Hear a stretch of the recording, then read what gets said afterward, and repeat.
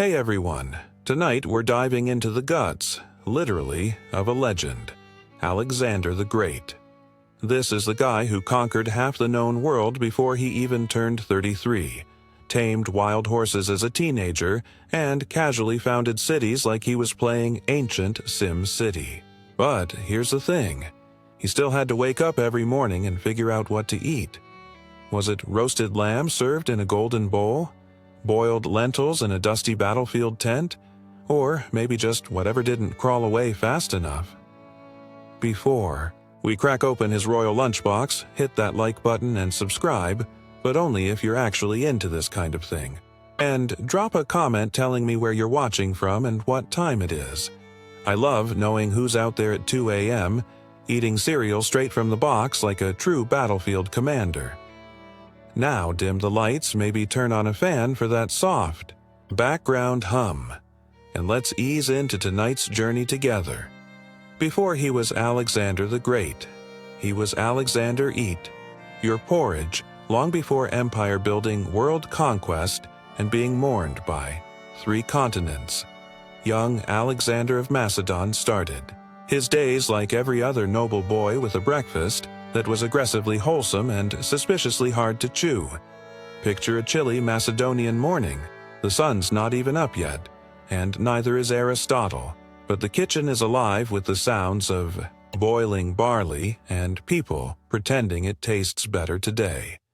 Breakfast for young Alexander likely consisted of boiled barley giaro, which is just a polite way of saying hot, slightly salty mush.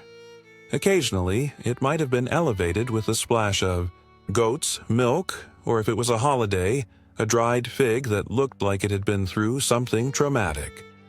Next to this steaming bowl of mild despair, there would have been bread probably made of emmer or barley flour, rough in texture and morally opposed to fluffiness. It was the kind of bread that stared back, that held grudges, that doubled as a blunt object in times of political tension. Olives would make an appearance too, because nothing say as childhood breakfast like bitter oily fruit soaked in brine. And if you were lucky, and by lucky, I mean born into a royal bloodline with at least one surviving parent, you might get a wedge of goat cheese aged to the point of self-defense and capable of clearing your sinuses from across the room to wash it all down. Wine. Yes, even for a kid, but don't get excited. It was heavily diluted, practically purple water. Macedonians believed drinking pure wine was for barbarians and poets with poor judgment. It sounds humble, and it was. But it wasn't, because the Macedonian court lacked resources. No, Alexander's father Philippi deliberately raised his son in a culture of restraint. No luxury, no softness, just calories, protein, and the psychological conditioning of a man who would one day eat field rations in Persia without blinking. So no golden pancakes, no royal eggs, Benedict just mush olives and bread, so dense it could hold up a collapsing column. Breakfast, the first conquest of the day. Imagine sitting down to eat your lunch and across from you is Aristotle, philosopher, scientist, and full-time buzzkill when it came to overindulgence. You just want to enjoy your barley bread and maybe a fig, and he's over there giving a TED Talk on moderation between bites of lentil stew. Alexander, as a teenager, wasn't just learning how to swing a sword, he was trained in ethics, logic, rhetoric, and probably which foods made you too lazy to conquer. Asia Aristotle, being a disciple of Plato and a fan of balance in all things, took personal responsibility for making sure Alexander's body and mind were equally fed, though probably not equally thrilled. Meals were opportunities for character development. If you reached for a second chunk of cheese, Aristotle was likely to raise an eyebrow and casually mention how gluttony dulls the soul and thickens the wits. Fun times. But this wasn't just some uptight food shaming. Aristotle believed food played a central role in shaping leaders. Too little and you were weak. Too much and you were decadent. Somewhere in between, you got an empire and a tight core. It's likely Alexander learned the difference between food for fuel and food for vanity during these lessons. Simple legumes like lentils were considered good for the soul, which is impressive considering. They taste like disappointment unless aggressively seasoned. Meanwhile, anything too sweet, spicy, or luxurious was to be treated with suspicion as if it might corrupt your morals and have you lounging in velvet by sunset. There's even some irony in how food became an educational tool. While most kids were learning the alphabet by scratching letters into wax tablets, Alexander was probably being quizzed on what Hippocrates thought about wine ratios and whether figs stimulated impure thoughts.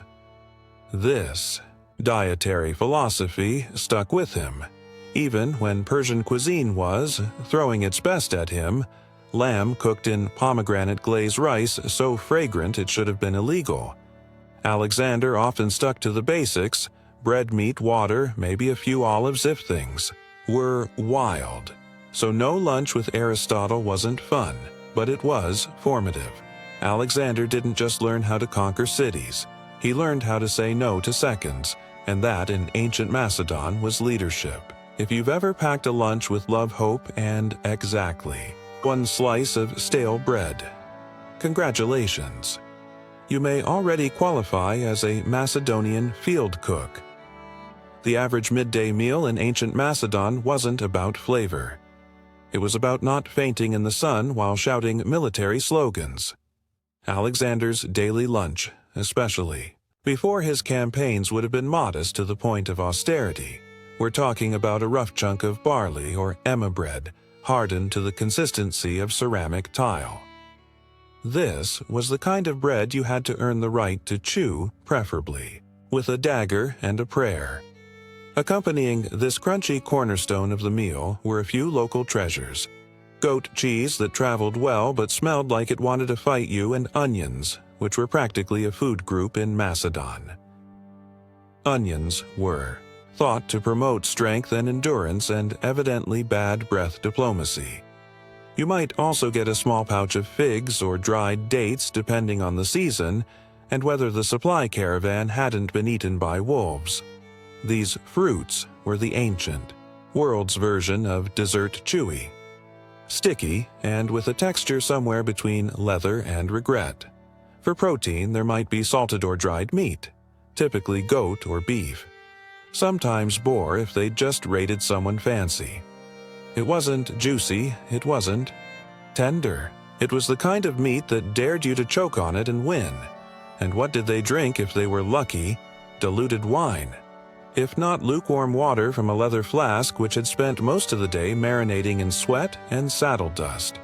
Refreshing. Technically, it's worth noting that Alexander ate the same food as his soldiers. He didn't send for exotic spices or request grapes peeled by hand. No, he sat in the dirt, tore off a piece of rock-hard bread and chewed like a man trying to motivate an empire with his jaw strength alone.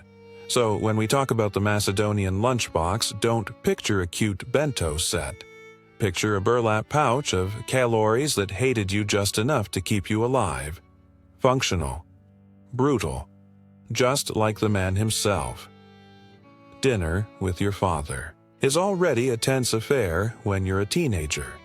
Now imagine your father as King Philip II of Macedon, a man who juggled diplomacy, warfare, and at least 7 wives, like it was a competitive sport. Welcome to mealtime at the royal table, where the food was warm and the conversations could lead to exile. Philip's dinners were likely grand by Macedonian standards, but still a far cry from Roman-style gluttony. Thick roasted meats, stews, thick with lentils, boiled grains, and a jug of wine that had seen things. The man was famously fond of his drink. Historical sources politely call him heavy drinking. Its ancient biographers speak for your dad's drunk again. Alexander, on the other hand, often abstained or drank sparingly, not because he didn't like wine, but because Philly Leap had a habit of mixing politics with Pinot, and young Alexander was already strategizing around him like a mini-general. Nothing spoils your appetite like watching your dad negotiate a military alliance between bites of charred lamb and the conversation intense. You've got military advisors arguing over borders, poets reciting verses between gulps of stew, and philosophers casually insulting each other in ancient Greek, all, while Alexander quietly eats his cheese and plots how to eventually outconquer his father, which he absolutely did, by the way. Occasionally, Philip would bring back exotic ingredients or dishes from other parts of the Greek world. Spiced fish, honeyed pastries, or strange herbs that made your tongue tingle. Alexander tried them. He made polite comments, but he always circled back to the basics: bread, meat, wine. Solid, predictable, useful for empire building. The emotional side of these dinners. Let's just say therapy wasn't invented yet. Philip was both a role model and a raging migraine in sandals. Their relationship was part love, part gladiator match. At one dinner, Alexander even stormed out after Philip drunkenly insulted him. That's how bad the vibes were. And this was before someone tried to assassinate Philip with a spear. Soyes' dinner with Dad was formative. It sharpened Alexander's political instincts, toughened his resolve, and probably gave him a lifelong preference for quiet meals with fewer stabbing risks. Now let's talk about Alexander. On the road. Not just any road, but the kind that stretches through scorching deserts, snow-bitten passes, and occasionally over the burning remains of your enemies. What's for lunch on this scenic route? Add a delightful serving of desperation, with a side of tactical nutrition. Field rations in Alexander's army weren't made for flavor. They were made for survival mobility, and ideally not killing you mid-march. Picture a linen pouch filled with barley bread, onions, and dried meat ingredients that were travel-friendly, immortal, and borderline spiteful in texture. The bread, dense, hard, unflavored. If you could chew through it without breaking a tooth, congratulations, you were fit for service. These loaves doubled as utensils, shields, and, in extreme cases, emotional support objects. Reheated over a campfire, they could almost pass as edible cold. You'd sooner bite a rock meat, if available, was salted beyond recognition. Goat, lamb, or beef sliced. Thin, left to dry in the sun, and salted until it became more mineral than muscle. This wasn't jerky. This was ancient dental testing material. It kept well, though, and if you soaked it long enough in water or wine, it might even bend. Onions and garlic were constant companions. Not because they were fun, but because they were cheap, pungent, and believed to boost stamina. Nothing says, "I'm ready for battle," like breath so intense it clears assailants. For hydration, there was diluted wine. Not enough to get drunk, but just enough to make the water taste less like saddle leather. Androgret, straight water, was rarely safe, especially when you were 700 miles into Persia and the local streams were busy, being cursed. There were exceptions. Occasionally, after a victory, Alexander allowed a feast roast animals, flatbreads with herbs, wine that didn't taste like boiled sandals, but those were rare and always followed by another brutal march. It was never luxury for luxury's sake. It was reward with a return to reality baked in. So yes, field rations weren't gourmet, but they kept you alive, alert, and just angry enough to take on the next empire. And Alexander, he ate the same thing, not because he had to, but because he believed no man deserved better food than his army. Picture this. You've been marching for days through blistering heat. Your sandals are basically leather regrets, and your throat feels like it's been personally cursed by the sun. God Helios. Suddenly, a soldier finds a meager puddle. Not a spring, not a stream. Just a muddy, probably frog-adjacent puddle, and scoops the water into his helmet. Now, here comes the historical part. That soldier offers it to Alexander, the king of kings, slayer of Persian armies, conqueror of worlds. and he just looks at the water, thanks the man, and then pours it onto the ground in front of everyone. It's one of the most iconic and dramatically parched moments of Alexander's life, not because of what he drank, but because of what he didn't. But let's pause. Why a helmet? Because in the ancient world, cookware was optional. But helmets were standard. It was your drinking cup, your bowl, your head, shield, your emergency chamber, pot. Multi-unctional. Efficient, slightly. Unsanitary. Alexander's gesture wasn't about hydration. It was performance art with morale as the target. If he, the most powerful man alive, wasn't going to drink until everyone had water, then you, the foot soldier with sunburn and trench foot, could hold out too. Was the water safe? Probably not. Ancient armies didn't exactly have Brita filters, but that wasn't the point. In one smooth motion, Alexander turned dehydration into team building. It's like a corporate trustful, but dustier, and with more sandals. And the legend stuck. Writers like Arrian and Plutarch couldn't get enough of it, because here was a man who didn't just lead by strategy. He led bestaged suffering. He was hungry when they were. He walked when they did, and when the only water available looked like it came from a donkey hoof print he still refused to drink before his men. It's honestly genius. Anyone can share a feast, but not drinking with someone, that's emotional warfare. So the next time you sip bottled water and complain that it's not cold, remember Alexander once looked at a helmet of lukewarm frog soup and said, "No thanks, I'll wait." And his army loved him for it. Conquering an empire has its perks. One of them, food upgrades. When Alexander marched into Persia, he wasn't just greeted by trembling nobles and abandoned palaces. He was greeted by banquets so rich they made Macedonian. Bread looked like gravel in a napkin. Persian cuisine didn't mess around. These were the people who gave the world rice pilaf, saffron stewed lamb with pomegranate reduction, and about 47 types of sweet that all sounded vaguely like honey brick.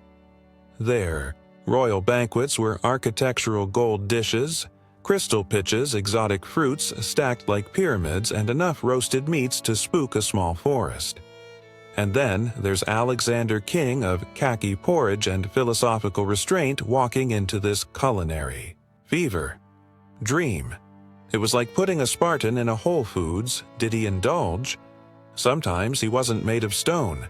Sources say he did try the saffron rice, the date-filled pastries, and the wine, so strong it needed its own map.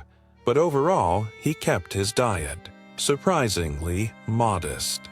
He still preferred bread, meat, and water over any jeweled stew or gold-dusted fig. This wasn't just personal preference, it was a statement. To Alexander, overindulgence meant softness, and softness in his worldview led to losing empires. So, while Persian nobles reclined on silk cushions biting into stuffed quail, Alexander was still chewing on his trusty barley biscuit, likely wishing it had a bit more existential resolve. He did, however, let his men enjoy the spoils. After years of dust and boiled goat, they deserved a night or 12 of gluttony: roast lamb, grilled fish, honey cakes, all served on dishes. So ornate, they probably had their own inheritance plan. But Alexander, he stayed cautious.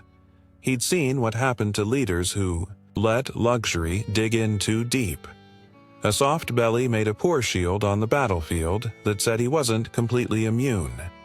A few Persian ingredients like rose water and cinnamon reportedly made their way into his meals. Flavor, after all, was not treason. So yes, Persia sent a buffet and Alexander sampled it.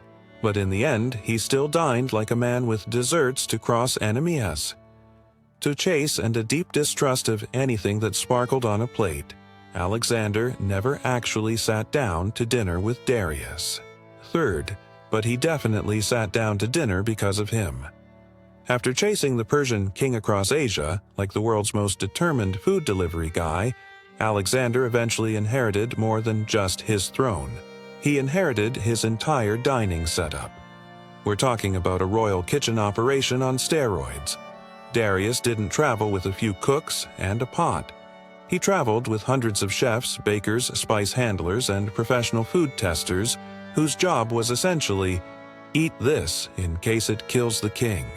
It was less of a camp and more of a Michelin-starred military convoy.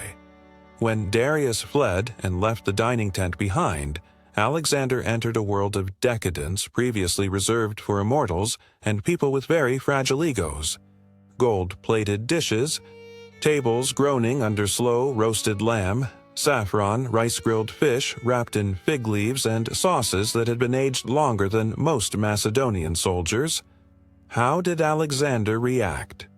Well, like a man raised on onions and skepticism, he sat bolt upright, reportedly ignored the couches and ate quietly, while everyone around him reclined and tried not to make eye contact with the extremely intense conqueror. No slouching, no lounging, just chewing with purpose and possibly judgment. This wasn't rudeness. It was intentional signaling Alexander wasn't about to get caught playing Persian prince cosplay. He wanted everyone, especially former Persian nobles, now awkwardly handing him their loyalty to know he was still Macedonian, still disciplined and still very capable of kicking over the table if things got too soft. But let's not pretend he didn't enjoy the variety. Sources mention that Alexander adopted some Persian dining customs, like multi-course meals and the occasional floral-scented wine. He wasn't above appreciating good food, he was just above needing it. So no, he didn't dine with Darius in the traditional sense, but he dined in Darius's seat with Darius's silverware surrounded by Darius's terrified chefs, which in a way was even more satisfying. After all, revenge is a dish best served on a gold platter with a side of roasted goat and political domination. Alexander the Great was famous for a lot of things: tactical brilliance, unstoppable ambition, world domination before the age of 33. Buttonites, menu, wine. So much wine, enough wine to make Dionysus say, "Hey, maybe pace yourself." Despite his usual restraint, there were moments rare theatrical and slightly tragic when Alexander leaned fully into the goblet. The most infamous of these took place in Persia, when the conquering hero, surrounded by luxury and a lot of people who nodded too quickly, hosted a massive, flamingly indulgent banquet. What was served? Likely an overwhelming spread of Persian delicacies: roasted lamb rice, pilafs, spiced fruits, date syrups, and wine poured like it owed someone money. There were toasts. Long ones, emotional. Possibly ones that involved dramatic recitations of Homer and crying about Achilles. Then came the incident. After many rounds of increasingly blurry diplomacy, Alexander, reportedly sloshed but still regaled, decided to burn down the royal palace at Pepalolis. Why, historians still argue. Some say it was symbolic. Others say it was revenge. A few suspect it was a drunk dare egged on by his equally plastered companions. You know how it goes. A little too much fermented grape juice, and suddenly you're torching a world wonder. Alexander woke up with the ancient equivalent of a hangover and a slightly charred empire. It may be the first recorded moment of post-Wen regret in military history. This wasn't an isolated case of tipsy leadership. Other stories mention fights breaking out after banquets, including one tragic evening when Alexander, in a drunken rage, killed his close friend Cletus, the same man who had once saved his life in battle. That particular night ended with vomiting tears and a crisis of existential proportions. Just your average. Friday in Babylon, the takeaway. For a man so obsessed with control, alcohol was his one blind spot, and the more success he had, the harder it was to keep the wine and the yes-men from overflowing. So yes, Alexander drank occasionally, too much, and when he did, he wasn't a king or a god. He was just Avery drunk. man with a very bad sense of scale and unfortunately access to torches, marching into India was not just a geopolitical maneuver. It was a culinary curveball for Alexander and high-sex-hosted flatbread-fed troops. They had crossed scorching deserts, trudged through freezing mountain passes, and now here they were, face to face with spices they couldn't pronounce and animals that looked like siege towers with tusks. Food-wise, India was a revelation. This was a land of lentils, rice, ginger, turmeric, tamarind, and enough chili-adjacent heat to turn a Macedonian soldier's helmet into a steam room. Ancient sources, albeit vague, and vaguely dazzled describe how the army encountered entirely new flavors. Curries, fragrant stews, and vegetables that weren't just boiled until emotional Alexander reportedly welcomed it. Despite his taste for simplicity, he was curious, adaptable, and just self-aware enough to know that you don't insult local cuisine while you're still technically invading. He tried their food. He respected their traditions. He did not, however, learn to cook. That remained strictly someone else's problem. His men, on the other hand, did not adjust as gracefully. Macedonian soldiers were built for meat bread and grumpiness. Spiced lentils and strange fruits were met with suspicion or in some cases public complaint loud enough to scare the elephants, rumor has it. Many soldiers began missing good old barley stew, that is, if you can call barley stew good. Then came the elephants, not as dinner menu as battlefield opponents. Alexander, always the pragmatist, probably took one look at a war elephant and said, "Okay, we're not eating that, but we're definitely hiring a few." Still, Indian hospitality came with tables full of richly flavored dishes, goats simmered in spices, fried dough-date desserts.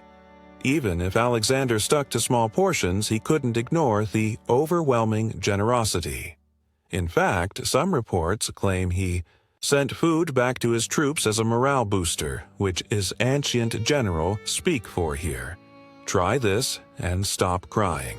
Ultimately, India expanded more than just the empire's borders. It expanded their taste buds, their spice tolerance, and their emergency bathroom planning. And for a man who had once considered a salted onion lunch, this was growth. You can conquer Persia, march through Egypt, cross into India, and dine with kings, but eventually the lentil always finds you. For Alexander, no matter how far he wandered or how many golden feasts were laid before him, he kept circling back to the culinary equivalent of a shrug-boiled lentils.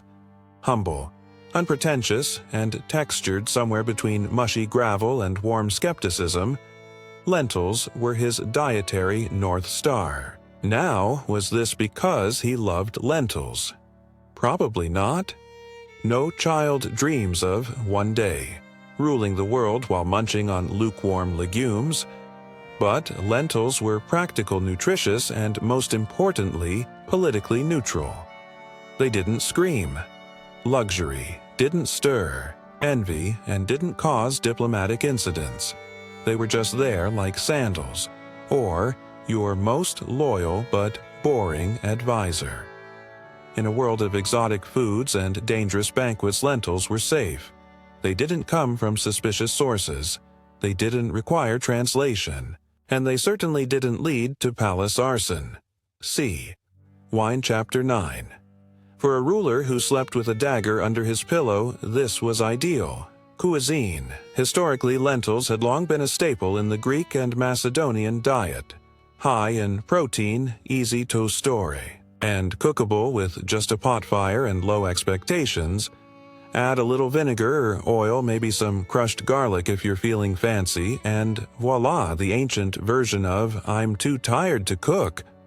Some sources suggest that even in Babylon, with access to every spice, roast, and delicacy imaginable, Alexander still requested simple meals, and lentils, of course, made the short list. It wasn't a punishment. It was philosophy. A nod to discipline, and maybe a subtle flex. I could eat honeyed quail wrapped in gold leaf, but I choose mushy brown pulses. It's also likely that lentils reminded him of home of training in the Macedonian hills, of dinners with Aristotle, where the food came with moral lessons, and of military camps, where the only thing consistent was the sound of chewing something slightly tragic. So yes, the lentil returned not with a fanfare, but with a quiet plop into a wooden bowl, and Alexander, Emperor of half the known world, picked up his spoon and ate. Because even greatness needs fiber. When you think of royal snacks, you might imagine grapes peeled by trembling servants or delicate pastries served on silver trays while a harpist plays something emotionally complex in the background. But for Alexander the Great, snacking wasn't quite so cinematic. Most of the time, snacks were consumed while riding horseback, overseeing a siege, or casually redrawing the boundaries of the known world. So convenience was key. Snackability was measured not by flavor, but by whether it could survive. Being dropped in a saddlebag, stepped on by a horse, and still be technically edible. Enter dried figs, olives, roasted chickpeas, nuts, and hunks of aged goat cheese so firm they could double as projectiles.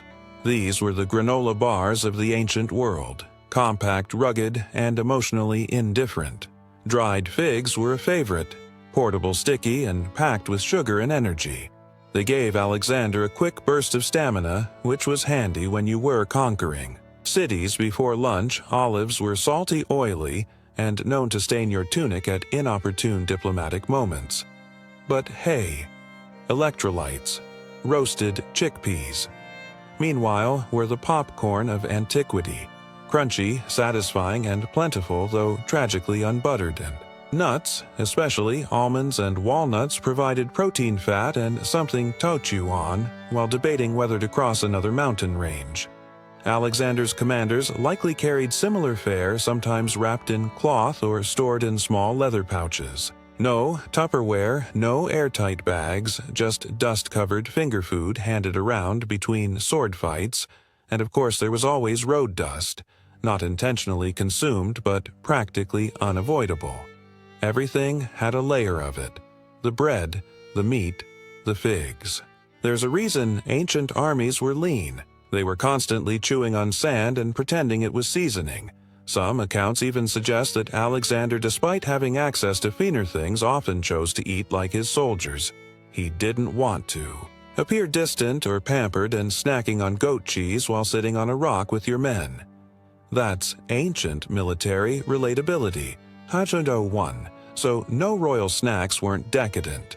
They were durable, functional, and flavored, mostly by the environment, which, for Alexander, tasted like ambition, road grime, and the occasional fig. Every empire has its moments of culinary excess, and Alexander's conquests were no exception. While his daily meals were often practical and aesthetic, there were occasional banquets, particularly after victories where things went weird. Not past the salt. Weird more like, is that a fire be breathing? Dancer? Weird.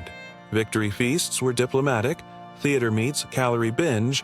You'd have Persian nobles trying not to weep into their golden napkins, Macedonian soldiers wondering if honeyed lizard was a joke, and Alexander sitting at the head of it all, attempting to keep things from descending into interpretive, wine-fueled warfare. These banquets were filled with roasted animals too, large for one-table bowls of pomegranate-drenched rice pastries shaped like birds, and wine poured by men wearing more jewelry than clothes. There were also live performances, music, poetry, acrobats, possibly an elephant or two doing something symbolic and vaguely threatening. But the real chaos came with the toasts. In Macedonian tradition, drinking wasn't just encouraged, it was practically weaponized. Men would try to out-toast one another in volume of wine and emotional monologue. It started with, "To Alexander," and ended with someone shouting, "I would die for your sandals," while weeping into a leg of lamb. One of the most famous banquets gone rogue occurred in Samarkand, where Alexander tried to merge Macedonian and Persian traditions by having both peoples feast together as equals. A beautiful idea. Allogistical nightmare language barriers, cultural misunderstandings, and the fact that Persian cuisine included sauces, while Macedonian cuisine considered sultan indulgence. It was bound to end in someone flipping a platter. Sometimes the weirdness was unintentional, like when Alexander hosted a banquet in a city that had been recently conquered and still smelled like smoke, or when people brought extravagant tribute dishes, live peacocks, honey, glazed camel allegedly, or a pudding that required 6 servants and divine patience. These feasts were more than just meals. They were political statements, unity, stunts, morale, boosters, and occasional lessons in why you don't let the guy from Thrace near the wine amphora. So yes, Alexander could throw a party, but even then he often ate sparingly, drank carefully, and watched. Everything like a man who knew history was always taking notes. By the time Alexander reached Babylon, he wasn't just a king. He was a global brand with a diet that now included elements from Greece, Persia, India, and whatever that thing was. They roasted in Bactria, Babylon, of course rolled out the red carpet, and by red carpet we mean feasts that made Olympic opening ceremonies look like potlucks. This was the culinary climax of his journey. Babylonian chefs were masters of opulence. They had access to grain-fed lamb, spiced date wine, cooked fruits, and endless sauces, all served with flair and usually on something gold meals. Came in courses with music and scents, and the faint scent of either glory or exhaustion. Maybe both Alexander's table was now a geopolitical event sitting beside him, Persian satraps, Indian emissaries, Greek generals, and probably a philosopher or two, pretending they weren't deeply uncomfortable with cumin.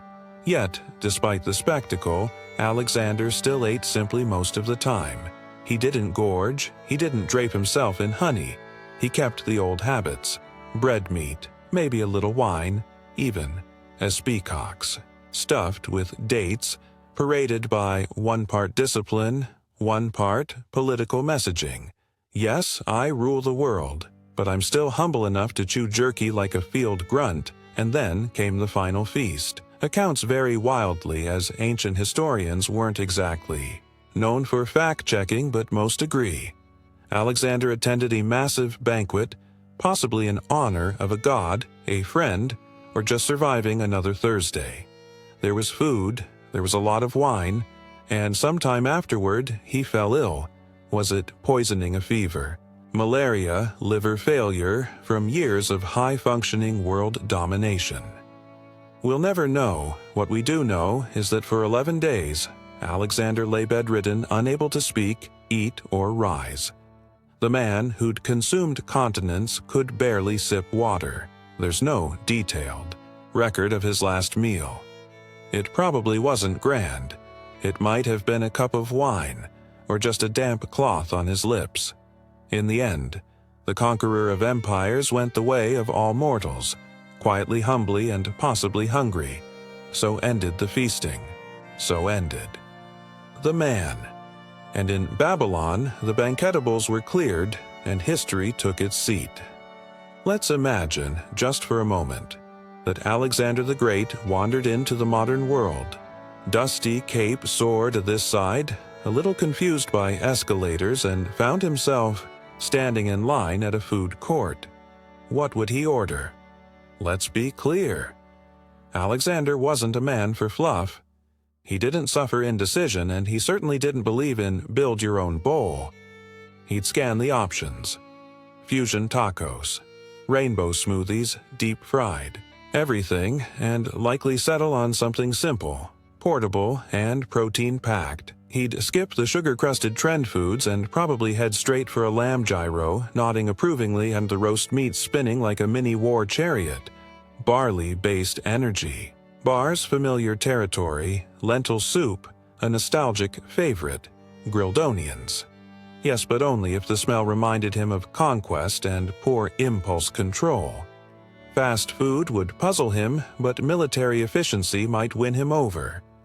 The idea of food being ready. In under 2 minutes would have felt like witchcraft in Macedon, though he'd probably want to inspect the kitchen and possibly conquer it. If forced to deal with a modern menu, he'd have questions. Why is this called a Caesar salad? Was he not stabbed? In the forum. Why is this chicken general? So what army did he command and up on tasting a milkshake? This is delightful. What animal did you milk to get sugar? Health-wise, he'd probably thrive. His original diet light on carbs, heavy on walking, 20 minutos before. Breakfast was already influencer-approved paleo. He basically invented it, keto. That's just campaign season. Yet even with all this novelty, it's likely Alexander would still crave simplicity. A flatbread, some roasted meat, a cup. A wine mixed, of course, because he wasn't a barbarian. No glittery cupcakes, no avocado toast, definitely no food served in a mason jar. Why? Because Alexander wasn't just a man of appetite. He was a man of purpose. Food was fuel. A tool, occasionally a morale booster, but never the main event. So if you ever find yourself debating what to order while feeling deeply indecisive, just ask yourself, would Alexander eat this, or would he annex it? And suddenly that lentil wrap might not look so boring after all. In the waning days of the ancient world, when the Mediterranean's greatest minds still gathered beneath colonnades and argued over the nature of the cosmos, a woman named Hypatia stood at the center of it all. Born around 360 CE, in the intellectual melting pot of Alexandria. She was not supposed to lead, not according to the customs of the time.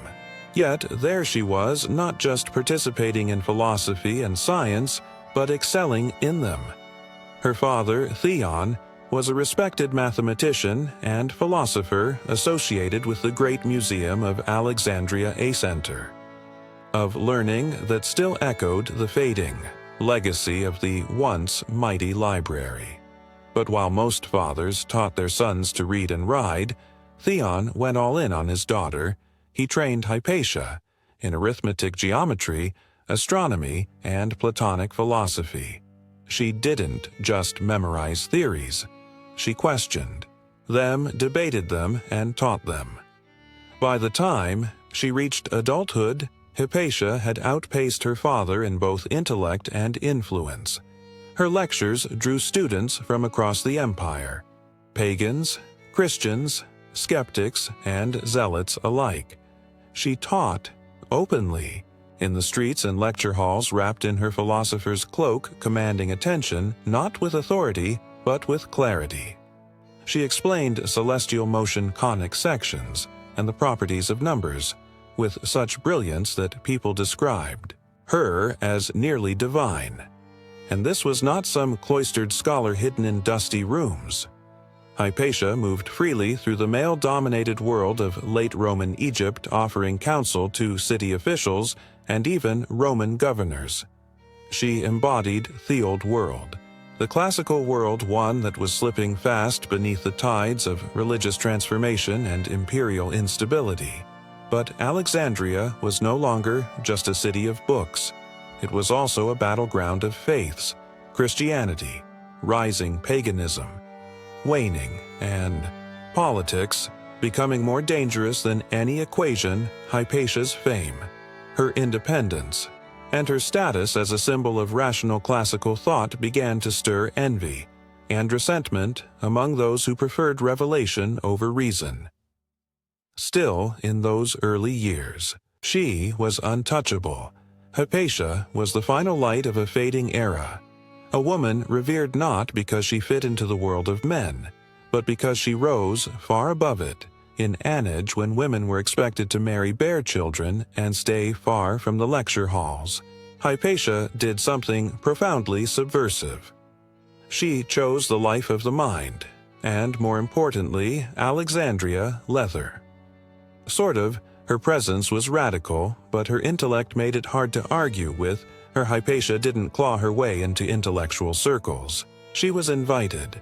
Her mastery of mathematics and astronomy placed her at the forefront of Neoplatonism, a philosophical movement blending the teachings of Plato with elements of mysticism. Think lofty ideas about the soul's journey, the nature of ultimate reality, and the ladder between the material and divine, all delivered with geometric precision. Hypatia's lectures weren't just academic snooze fests either. Her reputation was magnetic. Students came not just from Alexandria, but from all corners of the empire, eager to sit at her feet. Many of them were upper-class Roman men who paradoxically learned about logic and discipline from a woman whom their own societies would have silenced. She taught publicly, not in secret. She rode through the city, in her philosopher's cloak, commanding attention in forums and amphitheaters, often giving speeches in front of mixed crowds. It wasn't just her knowledge that captivated, it was her character. Hypatia was famously aesthetic, uninterested in wealth or pleasure. She remained unmarried, perhaps deliberately, to maintain her independence and philosophical purity. According to one story, likely apocryphal but still telling, when a student tried to pursue her romantically, she shut him down by flinging a bloody menstrual rag at him and declaring, "This is what you love, young man, not beauty." Point taken. Yet, despite her stoicism, she wasn't cold. Many of her students adored her, not just as a teacher but as a moral guide. Some went on to become bishops, judges, and governors. In particular, Ceos of Serenion, of her most devoted students later, became a Christian bishop, yet maintained his reverence for Hypatia for life-writing letters to her that read like a combination of fan mail, philosophical inquiry, and spiritual therapy. She wasn't just a scholar, she was the embodiment of Alexandria's ancient soul. Scientific, philosophical, tolerant, and dangerously brilliant in a world growing more intolerant by the day. By the time Hypatia reached her intellectual prime, the Library of Alexandria, once the crown jewel of human knowledge, was a ghost of its former self. The original structure had been destroyed in waves of war, neglect, and political chaos. What remained was scattered across the city. Annexes, scrolls stashed in private collections, and a few scholars still clinging to the dream of universal knowledge. Among them, none shone brighter than Hypatia. Though she wasn't the official librarian of what was left, many considered her the de facto heir to that legacy. She edited and preserved important mathematical texts, most notably works by Diphantus and Apollonius. Some scholars believe she even contributed to the design of the astrolabe and the hydrometer tool, crucial to astronomy and measurement. That's right. She wasn't just theorizing about the stars, she was helping build the instruments used to observe them. And then there was her commentary on Ptolemy's Almast, a complex astronomical treatise filled with math-heavy models explaining planetary motion. Most people couldn't even pronounce it, let alone improve it. But Hypatia's revisions made the work more accessible for future generations, ensuring its survival through the ages. Ironically, her edits would become standard in Arabic translations centuries later, long after the Roman world had forgotten her name. But Hypatia wasn't hoarding knowledge. She believed in sharing it relentlessly. Her classroom was wherever she stood. Whether diagramming Parabas or deconstructing Plato's forms, she never treated science and philosophy as separate domains. To her, they were united. The mind and the cosmos, one vast interconnected system. This belief made her revered but also vulnerable. Because Alexandria was changing, Christian bishops were gaining power, temples were being converted into churches, and suspicion of pagan knowledge was growing. Hypatia, a philosopher rooted in classical tradition, began to be seen not just as a teacher, but as a threat. A woman who taught astronomy instead of theology, who questioned rather than obeyed, who remained publicly unaffiliated with any religion. It didn't matter that some of her students were Christians, or that she showed no open hostility to the church. What mattered was the symbolism. Hypatia represented the old world, one of reason and inquiry, and in a city that was turning toward dogma that was more dangerous than any scroll. By the early 5th century, Alexandria was no longer the serene cradle of learning it once aspired to be. It was a pressure cooker of religious fury, political rivalries, and street-level violence. Hypatia, whether she liked it or not, had become more than just a philosopher. She was now a symbol, and symbols tend to attract mobs. The tension in the city was palpable. On one side stood the pagan and intellectual elite still clinging to the remnants of Greco-Roman culture. On the other, the rising tide of Christianity, no longer a persecuted faith, but now an assertive, politically dominant force. And in the middle were Roman administrators trying to hold the peace with all the effectiveness of a man trying to mop the ocean. The newly appointed Christian bishop of Alexandria, Cyril, was ambitious, influential, and eager to cement the church's authority over the city. His rival was Orestes, the Roman governor, a Christian himself, but politically cautious, and somewhat more tolerant of Alexandria's traditional pluralism. The two men loathed each other, and in that boiling cauldron of hostility, Hypatia unintentionally became a lightning rod. She had the respect of Orestes, often serving as a trusted advisor. But she remained staunchly neutral in religion, refusing to convert, refused to take sides, and refusing to disappear. That in a time when neutrality was seen as betrayal was a problem. The Christian population, particularly its more militant factions, began whispering that Hypatia was the reason Orestes and Cyril were locked in conflict, that she was casting spells, manipulating politics with pagan sorcery, holding Alexandria back from its Christian destiny. It was, of course, nonsense. But when a city is drunk on zeal and blood, nonsense spreads faster than reason. At the same time, a group known as the Parabolani, essentially religious enforcers or monks with muscles, were gaining influence. Under Cyril, originally created to tend to the sick and bury the dead, they increasingly resembled a paramilitary force enforcing church authority on the streets. And there was Hypatia, brilliant, independent, respected by Roman power, unrepentantly pagan in her world.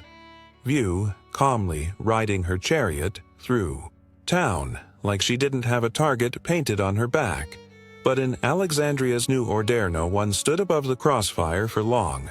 Cyril of Alexandria did not come to power with meek intentions, succeeding his uncle Theophilus as bishop in 412 CE. Cyril inherited a church ready to dominate, and he had no interest in being merely a spiritual leader. He was a man who wielded theology like a sword and politics like a dagger, and Alexandria, fragmented by ideology, was the perfect place to wage his campaign. Cyril's mission was twofold: to root out heresy and to assert the supremacy of the church over civil authority, and he wasted no time. He closed Novatian churches, expelled Jews from the city, and expanded his influence over both the pulpit and the street. His sermons didn't just inspire, they mobilized. He knew the power of spectacle, of aligning divine rhetoric with physical force, and the Parabolani, that unofficial militant arm of the church, became his boots on the ground. Naturally, this didn't sit well with Orestes, the imperial governor, though a Christian Orestes upheld Rome's long-standing policy of religious tolerance. He resisted Cyril's aggressive moves, particularly those that infringed upon civil law. Their relationship went downhill faster than a marble rolling down a temple staircase. Orestes tried diplomacy, Hetried containment. What he got in return was violence. When a Christian mob attempted to assassinate him, hurling stones during a public address, and one monk, Ammonius, was arrested and executed. for the attack. Cyril hailed him as a martyr. The rift was now an open wound. Caught in this high-stakes power struggle was Hypatia, respected by Orestes, resented by Cyril's followers, and impossible to ignore. She wasn't overtly political, but her intellect and influence made her a threat. Her very existence undermined the idea that wisdom flowed only through the church. A woman, a pagan, an astronomer, and a close advisor to Cyril's greatest political enemy. It didn't matter that Hypatia had no army, no ambition for office. In a city where theology and power were now, indistinguishable neutrality was the most dangerous position of all, and Cyril's silence on the growing whispers against her would prove deafening. Because in Alexandria, when people start pointing fingers at witches, it's only a matter of time before someone lights the fire. By 414 CE, Alexandria had become Acity, where truth was no longer required for conviction, only suspicion, and a crowd, Hypatia, once celebrated across the empire as a philosopher of unmatched brilliance, was now being recast. In darker tones by her enemies, whispers spread like plague that she was a sorceress, that she kept Orestes under her spell, that she was plotting against the church. None of it had any factual basis, but facts were no longer fashionable. Much of the propaganda against Hypatia played on her visibility. She was a public figure riding in her chariot, teaching in the open, consulting with high officials. That sort of confidence in a woman no less offended the rigid worldview taking root among Alexandria's religious hardliners. To them, Hypatia represented everything that was wrong with the old world. She was female, philosophical, and defiantly unconverted. Rumors claimed she worshipped demons, that she practiced dark arts, that their astrolabes were magical, instruments used to bend the will of men. In reality, they were just scientific tools. But science in an age gripped by religious extremism can look an awful lot like sorcery to those who don't understand it or don't want to. One story even accused her of preventing reconciliation between Orestes and Bishop Cyril. The logic was as follows: Hypatia advised, Orestes opposed Cyril. Therefore, Hypatia must be the root of the conflict. Tidy little syllogism. Convenient, simple, and lethally wrong. The streets buzzed with unrest. It was no longer a matter of if something would happen to Hypatia, but when and how violently the Parabolani, once caretakers of the poor, had fully transformed into zealots itching for a cause.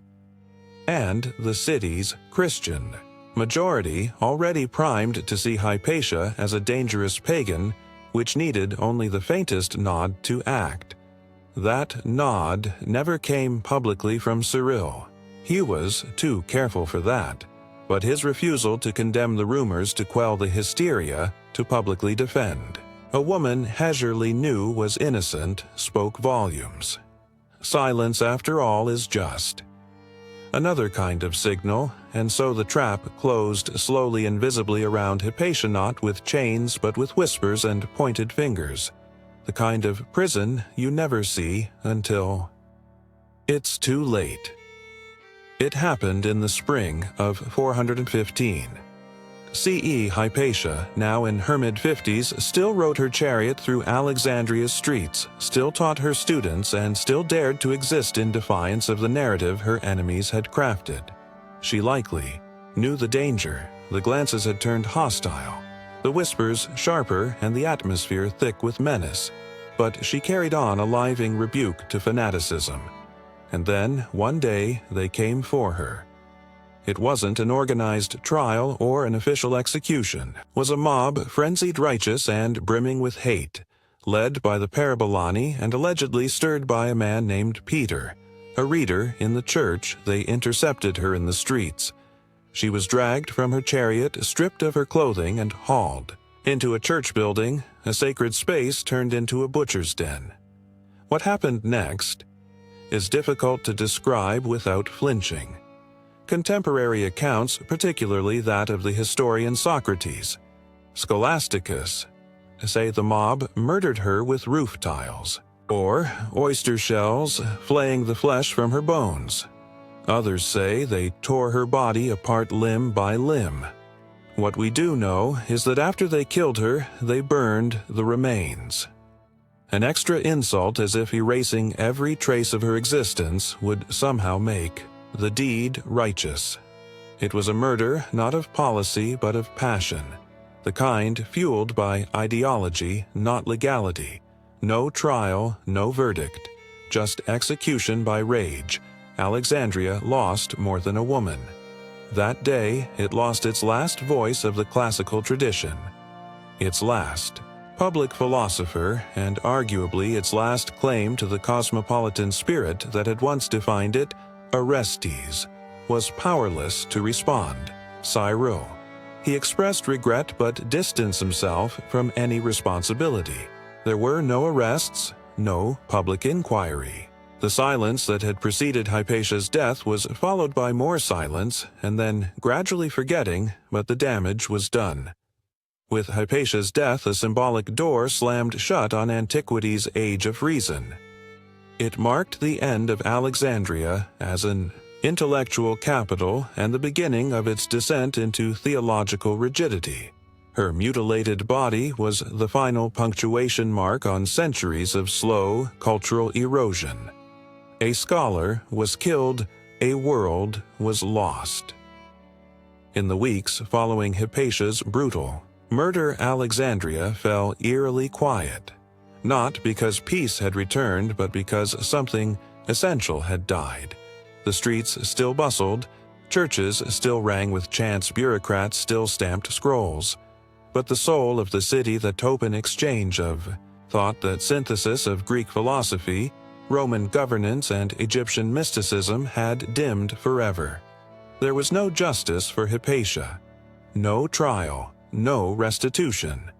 Orestes, already weakened, eventually disappeared from the historical record. Some say he left Alexandria, too politically isolated to govern. Others say he was recalled to Rome. Either way, the one man in power who'd tried to shield her was gone. And Bishop Cyril, he emerged from the crisis stronger than ever, though Cyril denied involvement. In her death, many saw hissolence and rhetoric as tacit approval. He made no effort to punish the killers. He never condemned the act publicly. In time, he was even canonized. St. Cyril of Alexandria remembered more for his battles against heresy than the philosopher whose blood had been spilled under his watch. As for Hypatia, her legacy was swiftly buried, not just physically but intellectually. Her name was scrubbed from many records. Her writings were lost. Her teachings attributed to others, her contributions to mathematics and astronomy scattered across history with faint traces of authorship. In the blink of a historical eye, one of the most brilliant minds of late antiquity was turned into a whisper, but whispers linger. Centuries later, Hypatia's story began to resurface. First in the writings of Renaissance humanists who saw in her a martyr for reason, then in Enlightenment salons where she became a symbol of intellectual freedom suppressed by dogma. By the 19th and 20th centuries, she was elevated. Once again, the woman philosopher, the last guardian of Alexandria's ancient wisdom, a tragic figure whose death marked the twilight of classical civilization.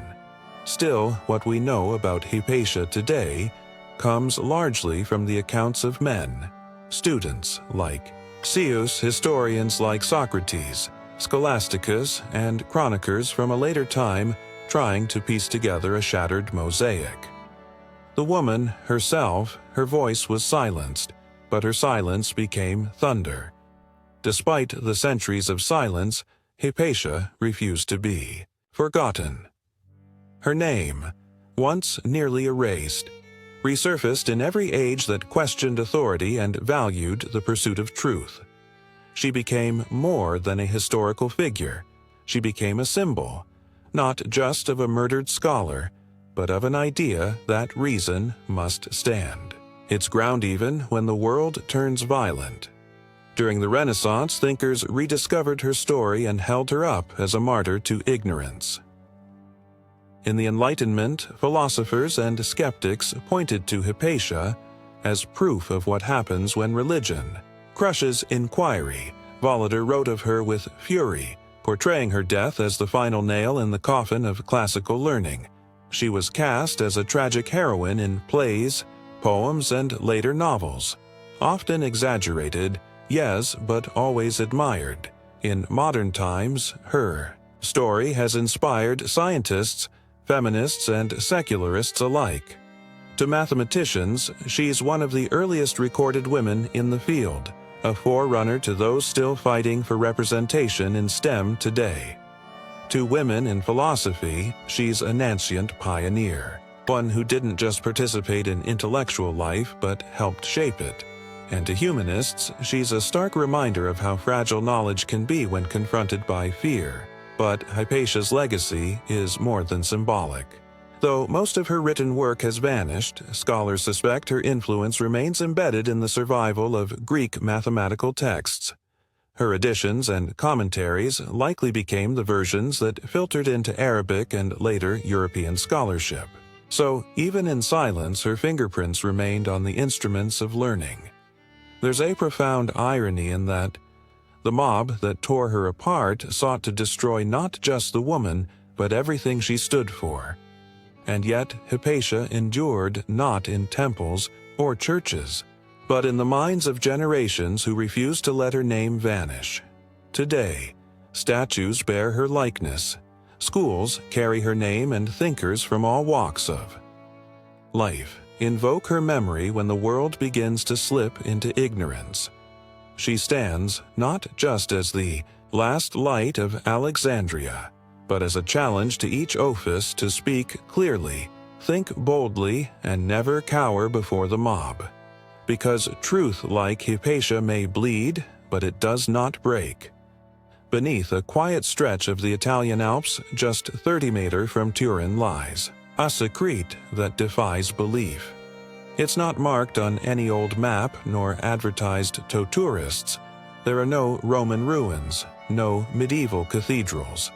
Instead, concealed beneath the mountain village of Vidraco is an immense hand-carved underground complex, a labyrinth, of sacred chambers known as the temples of humankind. And for nearly 2 decades, noon outside a small spiritual community even knew they were there. This isn't some minor cave with a few fresco temples stretch across 5 levels connected by passageways, spiral staircases, and domes that could rival the architecture of great cathedrals. They are covered in sacred art mosaics, stained glass, cosmic symbology, and golden altars all chiseled, painted, and installed by hand.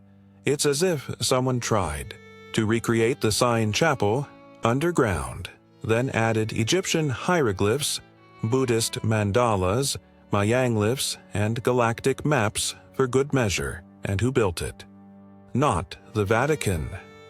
Not an esoteric order with centuries of tradition. No, it was a relatively unknown spiritual collective calling themselves Damoner, named after the ancient Egyptian city believed to be the center of Horus worship. Founded in 1975, the group envisioned a society based on harmony, self-sufficiency, and spiritual evolution. The temples were their physical manifestation of that dream, a sacred space meant to realign human consciousness with the universe.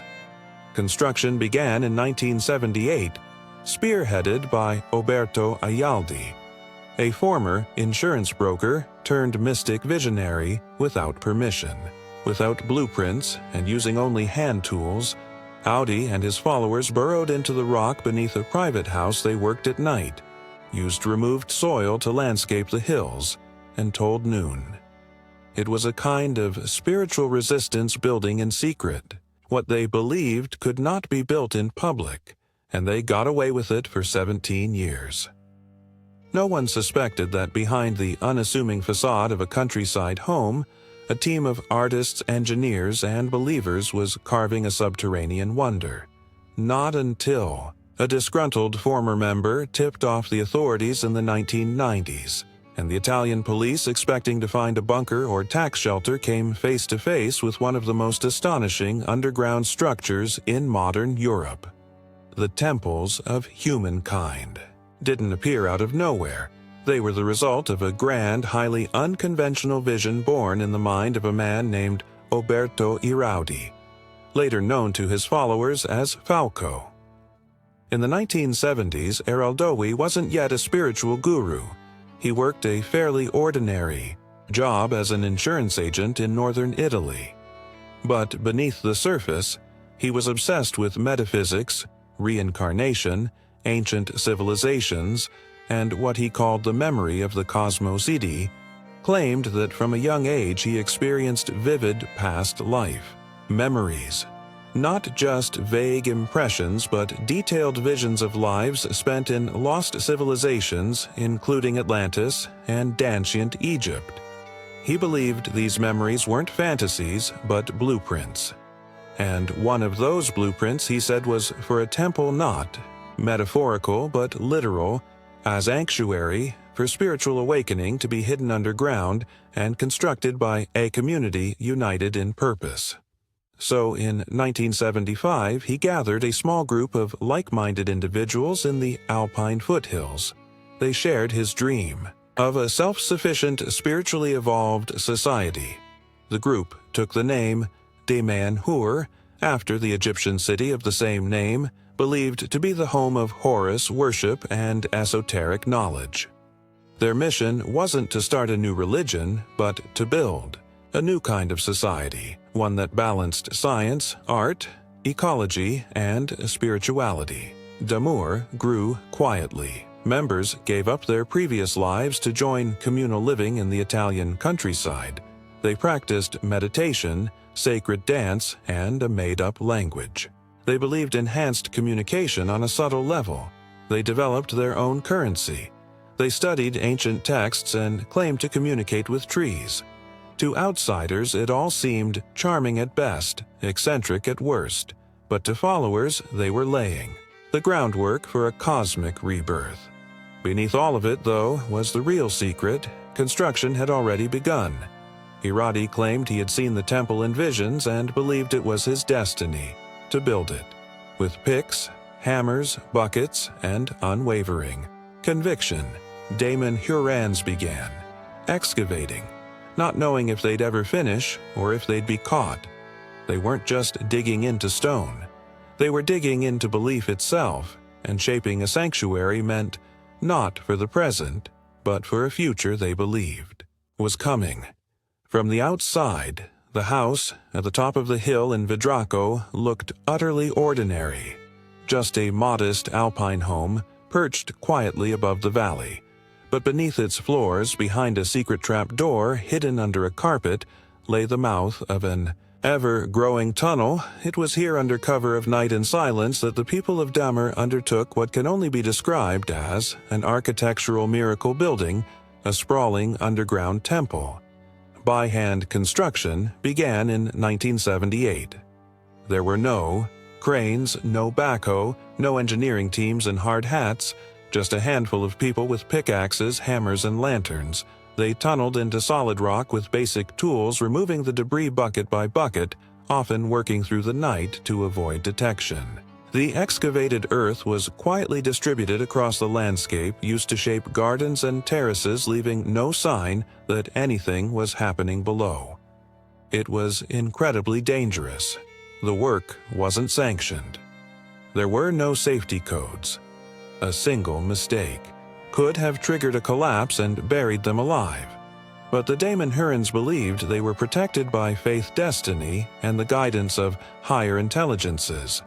This wasn't just construction, it was sacred ritual.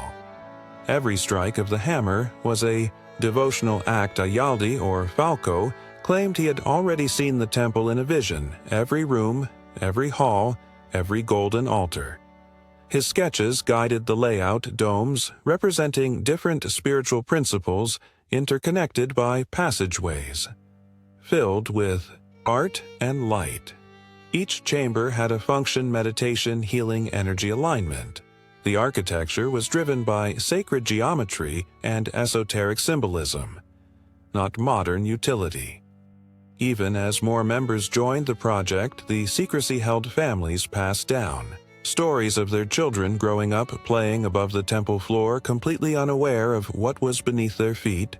Somehow, for nearly 15 years, no neighbor reported strange activities. No curious locals stumbled into the wrong doorway. No authority knocked at the door.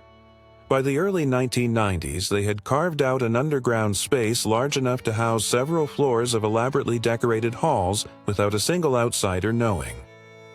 It was a feat of human persistence, madness, artistry, or perhaps all three. They weren't just building a temple. They were defying the modern world by proving something ancient could still be born hidden beneath it. For nearly 17 years, the temples of humankind remained one of the best-kept secrets in modern Europe. But, as with all secrets, this one eventually surfaced, not with a whisper, but with a bang. In 1992, a former Daemon member, bitter over a dispute with the leadership, decided to report the existence of the underground complex to the Italian authorities. He claimed there was an enormous illegal structure buried beneath the Alps. One not registered, not inspected, and definitely not approved. To the government, it sounded absurd. An entire temple system built by a cult without anyone noticing till officials. We're obligated to investigate. When police arrived at the site in Vidraco, they expected at most an unauthorized basement or perhaps a small bunker. What they found was beyond anything they had prepared for. Upon entering through the concealed trapdoor, they descended into vast chambers glittering with mosaics, golden altars and stained glass windows, all underground, marble pillars, vatted domes. Sacred symbology from every known spiritual tradition. The officers were stunned. Some reports say they believed they had discovered a lost civilization. The sheer size and artistry of the temples defied logic. This wasn't just a secret room. This was a multi-level architectural wonder carved out of bedrock hidden in plain sight. News of the discovery spread quickly, and public reaction was a chaotic mix of fascination, outrage, and bureaucratic panic.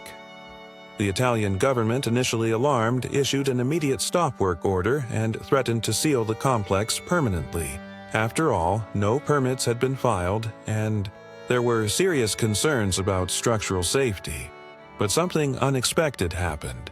Instead of recoiling in fear or ridicule, the public was intrigued.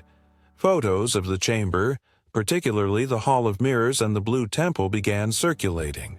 In Italian newspapers, people were captivated. Wow, are these people? How did they build this? And why Daemon, now facing extinction or acclaim, chose to open its doors. They invited officials, journalists, even skeptical scientists to tour the temples. And what they saw was undeniable. Not the work of a cult, but a monumental artistic and spiritual endeavor. In trying to bury their vision, Daemon had created a marvel. And now the world wanted, and once the cat was out of the cosmic bag, there was no going back. With the threat of demolition looming, the Damana community made a bold choice: complete transparency. Rather than deny or hide their creation, they invited the world inside. It was a calculated risk, but it paid off spectacularly. Journalists, archaeologists, engineers, and even skeptical government officials were escorted down into the mountain to see what had been carved beneath their feet, and what they found was less secret cult lair and more underground Vatican meets Gordy's subconscious. There was the Hall of Mirrors, a massive chamber with mirrored walls, stained glass ceilings, and tiled floors that reflected light like a kaleidoscope of energy. There was the Hall of Earth, shaped like a chalice, dedicated to the feminine principle and ancient earth goddesses. Each temple was designed with precision, not only artistically but energetically aligned with what the Daemonhurans believed were synchronic lines, cosmic pathways of energy crisscrossing the earth. The architecture was built to resonate with these lines, amplifying their effects and turning the space into a kind of spiritual engine. Italian authorities now facing public fascination and media buzz had a problem on their hands. Yes, the temples were technically illegal, but demolishing them would mean destroying a modern artistic marvel that had captured the public's imagination.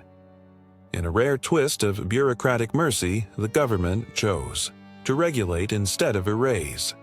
Rather than shut the complex down, they allowed Daemonur to retain ownership under strict safety and preservation guidelines. Engineers reviewed the structural integrity, historians cataloged the symbolism, artists simply stood in awe. By the mid-1990s, the temples of humankind had been transformed from a forbidden mystery into a cultural phenomenon. The group launched guided tours and spiritual retreats. Filmmakers and photographers documented the halls. Critics remained, of course, but curiosity far outweighed condemnation. What had once been hidden was now open to the world. And in a strange reversal, the very secrecy that once protected the temples had become their greatest marketing tool. People didn't just come to see art.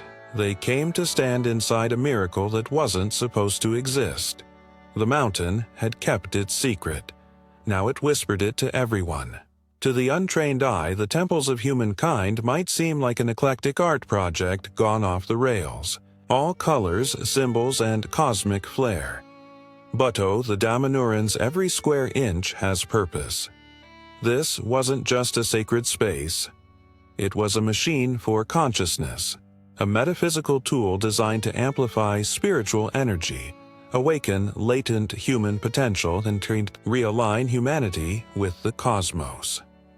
At the core of Daemonur's philosophy is the belief that Earth is crisscrossed by synchronic lines, energetic currents similar to ley lines or acupuncture meridians. These lines, they say, connect powerful sites across the planet: the pyramids, Stonehenge, Machu Picchu, and now the underground temples in Vidraco. The temples were not randomly placed, they were intentionally built at the intersection of these lines, making them in Daemonhurian logic a sort of interdimensional charging station. Each chamber within the temples reflects a different spiritual concept. The Hall of Water, for instance, is dedicated to past lives and emotional healing. The Hall of Spheres is considered the temple's energetic nucleus, a place intended to communicate with higher intelligences and distant civilizations. No, not metaphorically. The Daemonhurans genuinely believe that consciousness exists beyond Earth, and that the temples act as a beacon. It's not just symbolic. The community incorporates sound geometry and material resonance into the architecture to activate these energies. Walls are embedded with copper coils. Quartz crystals are positioned to reflect frequencies. Every element, from colors to symbols to materials, is chosen based on how it resonates with human consciousness and planetary harmonics. Visitors often describe strange experiences, feeling waves of energy, hearing unexplained tones, or entering altered states of awareness. Whether placebo or power grid, the temples do seem to have an effect. Even skeptical scientists have noted unusually strong electromagnetic activity in some chambers. But for the Daemonurian, faithful science only confirms what they already know. This is a living temple, one that interacts with intention, emotion, and thought. It is a bridge not just between Earth and the stars, but between what we are and what we could become. In their eyes, the temples of humankind are not a relic of the past, but a prototype for the future. While the underground temples are the most visually spectacular part of Daemonhur. They are only one piece of a much larger spiritual experiment. Above ground, the Federation of Daemon functions as a kind of intentional micronation, complete with its own constitution currency, schools, and even timekeeping system. That's right, they use their own calendar, which started in 1975, the year the Federation was founded. In Damon-Hurrian reckoning, we are currently in year 50-some. The community is organized into eco-villages, each with a specific purpose: farming arts, research, healing, or temple work.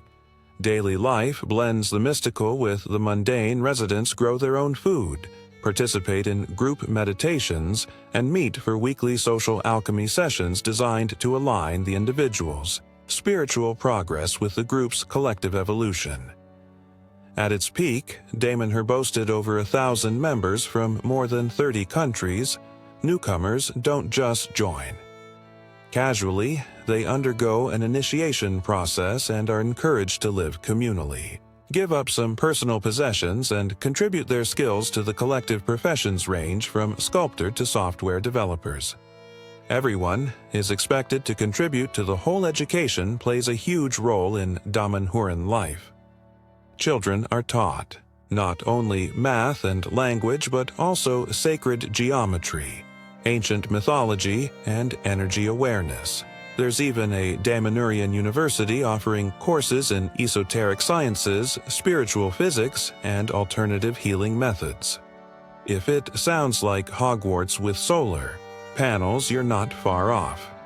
At the philosophical center of it all is the idea that divinity exists in all things, and that humanity's purpose is to awaken to its role as co-creator with the universe. This means living harmoniously with nature, exploring consciousness, and using creativity as a spiritual tool.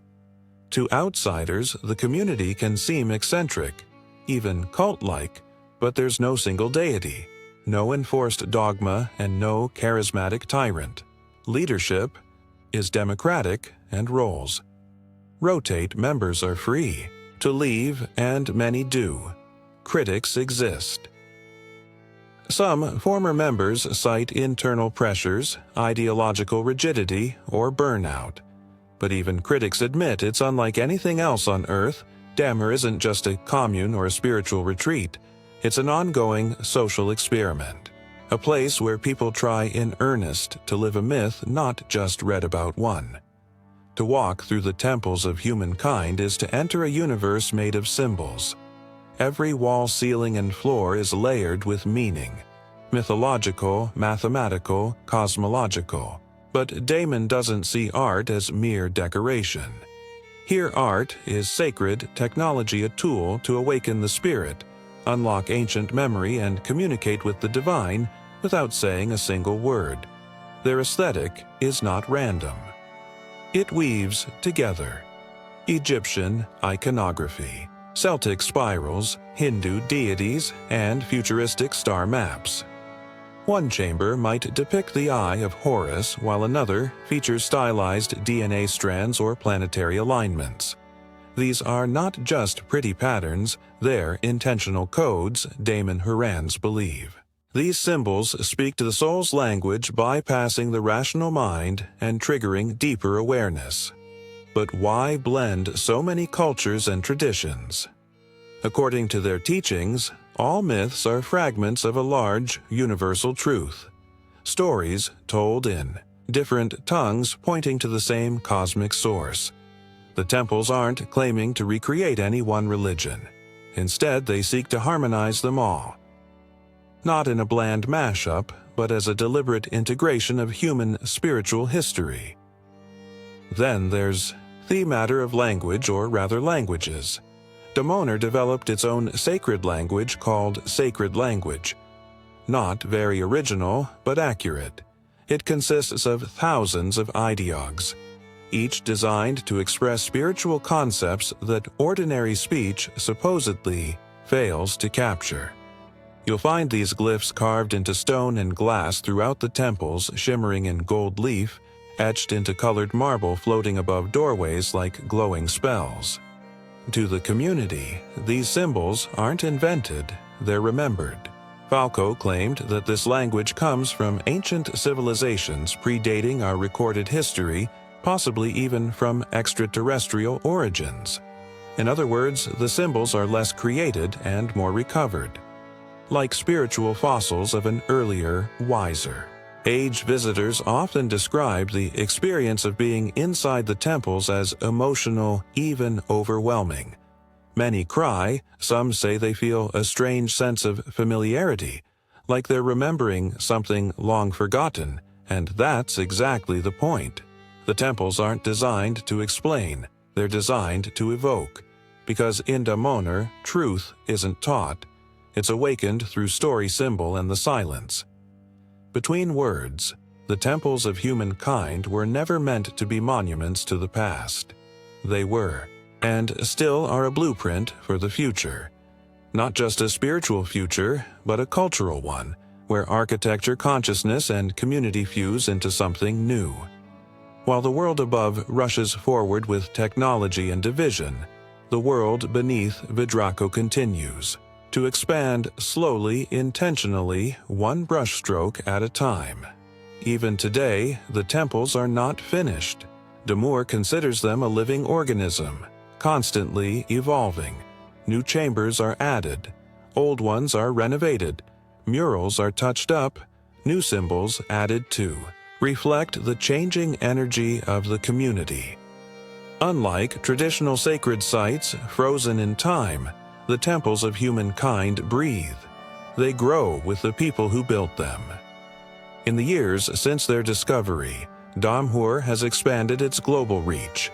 The Federation now includes centers in other countries, online courses, and a stream of international visitors who come for spiritual retreats, energy healing, or simply curiosity. While some arrive expecting New Age fluff, many leave deeply affected, not necessarily converted, but moved by the sheer ambition of the place. After all, how many communities actually build cathedrals from scratch underground, in secret? Yet Damoner isn't without its critics. Skeptics raise eyebrows at some of its claims: past lives synchronic, lines interstellar communication. Others worry about its cult-like intensity or the degree of devotion expected from members. But through it all, the Federation has endured not by isolating self, but by opening its gates. Today, the temples are a symbol of possibility. What can be created when art, intention, and community come together? They remind us that the great sacred sites of the ancient world, the pyramids, the cathedrals, the ziggurats, weren't just buildings. They were expressions of collective belief. Damon dares to ask, why did West stop building like that? And maybe that's the legacy of the temples of humankind. Not their beliefs, but their boldness. In a world obsessed with efficiency and spectacle, a group of ordinary people decided to dig into the earth and make something sacred by hand in silence for the sake of beauty and spirit. It's not just a temple. It's a question carved into stone. What are you creating with your life? Long before satellites orbited Earth or sailors shouted land, human beings were already on the move, tracing coastlines, crossing deserts, and scribbling their ideas of the world into clay stone. Or hide travel wasn't just about curiosity, it was about survival. The very first explorers weren't adventurers, they were gatherers and traders, hunters and refugees. But over time, movement became more than necessity. It became strategy, and eventually it became legacy. The earliest maps weren't grand, cetographic masterpieces. They were scratched patterns on cave walls, carvings on bones, or mental images passed down orally around 2300 BCE. The Babylonians etched one of the first known maps onto a clay tablet, not of the world, but of a single region marked with rivers, towns, and mountains. To them, the earth was a flat disk surrounded by a cosmic ocean with Babylon naturally at the center. It wasn't geographically accurate, but it reflected something even more important: intent. these people wanted. To understand their surroundings. They wanted to navigate. But how do you travel without road signage or star charts? You watch the sun, you study the stars. You memorize the terrain, the migration of animals, the direction of the wind. And if you're lucky, you pass that knowledge to someone who remembers it better than you. Ancient Polynesians, for instance, mastered navigation using ocean swells, bird flight paths, and the position of constellations. Meanwhile, traders in Mesopotamia followed river routes like the Tigris and Euphrates, turning seasonal floods into shipping lanes. In these early civilizations, travel was rarely solo. It was communal, slow, and often dangerous. Travelers risked bandit storms, disease, and simply getting lost forever, but they also brought goods, languages, ideas, and technologies across regions. Trade routes began to form like veins across the body of the ancient world. Exploration didn't need to reach new continents to be revolutionary. Sometimes it was enough to reach the next city-state, the next oasis, the next fertile valley. Those tiny steps created the web of interaction that would become civilization itself. So when we speak of ancient exploration, we're not just talking about distant journeys. We're talking about a primal urge to know what lies beyond the horizon and to leave a footprint on the unknown. The ancient Egyptians weren't known for wandering far and wide, but when they did travel, they did so with flair, ritual, and often an armed escort.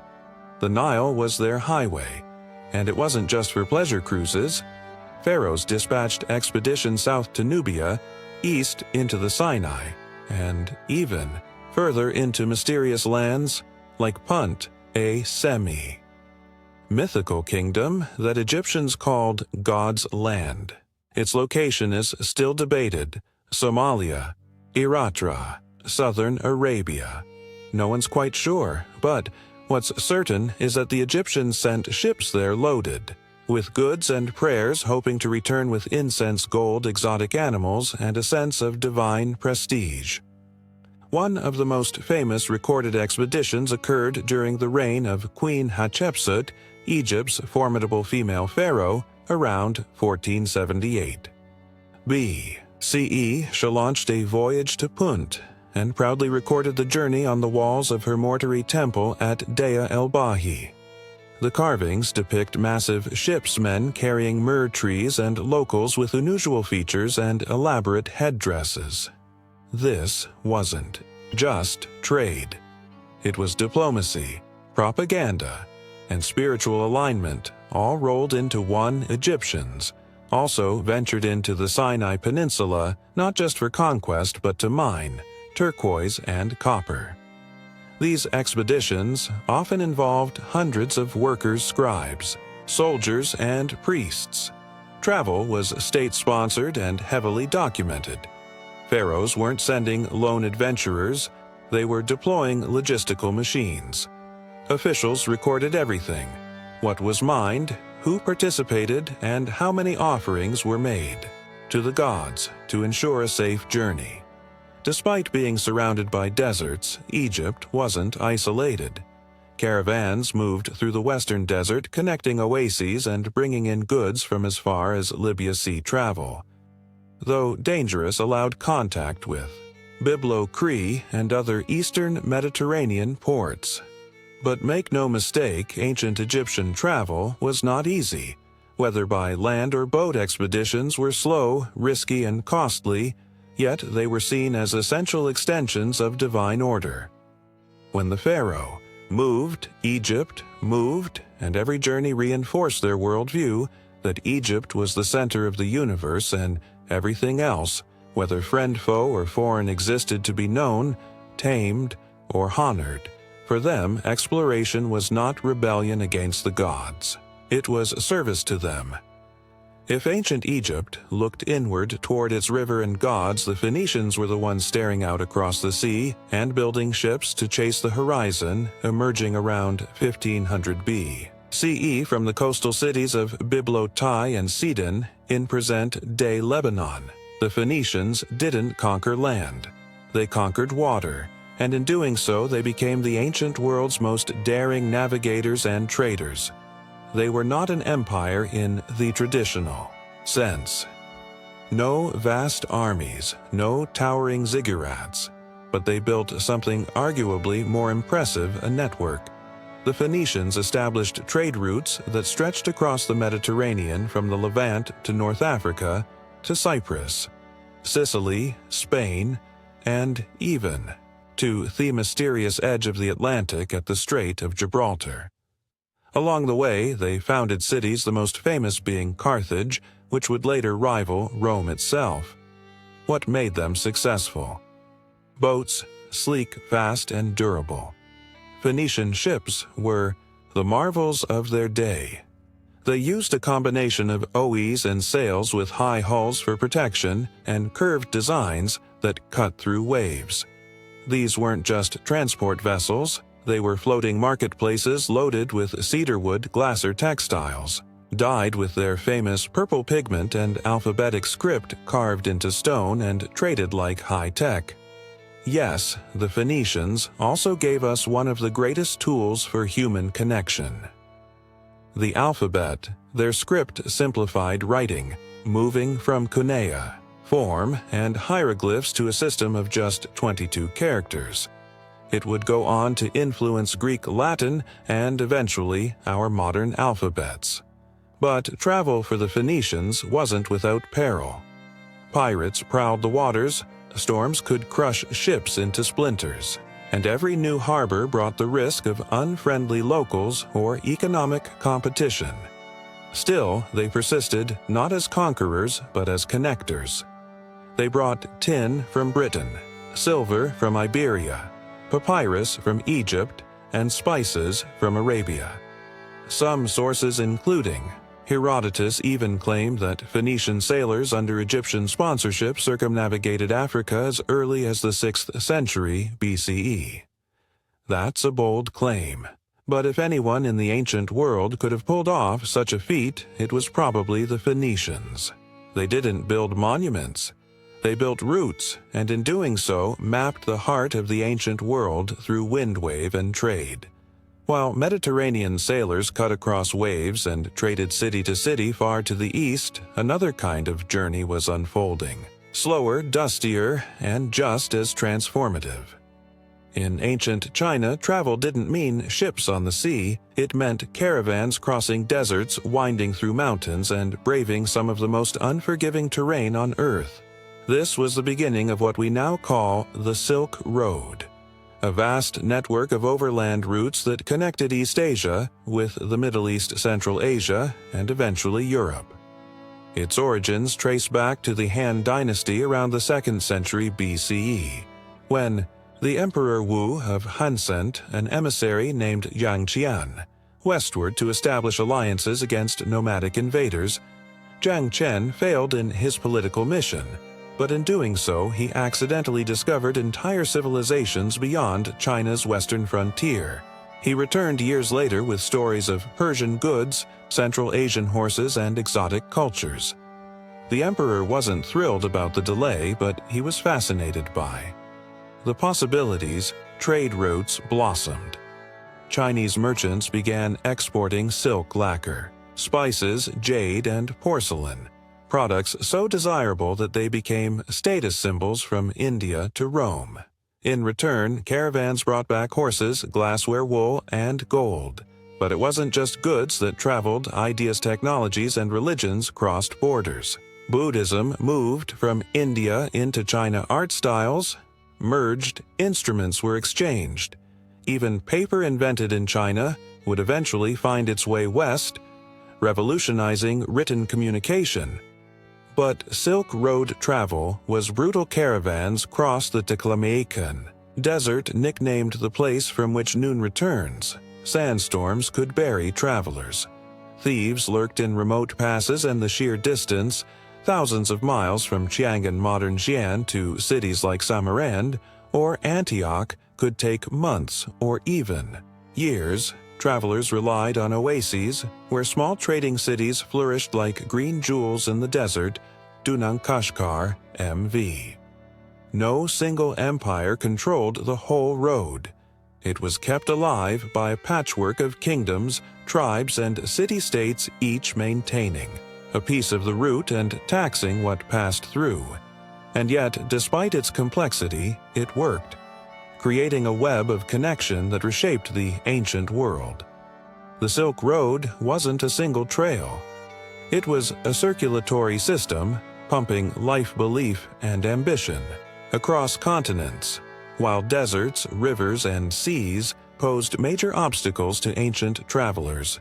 The Persian Empire took a different approach. They built roads, long, durable, well-maintained roads, and not just for the sake of moving armies or goods. For the Amemend Persians, roads were the infrastructure of empire itself, a way to tie together a patchwork of conquered lands, languages, and cultures into a single coherent system.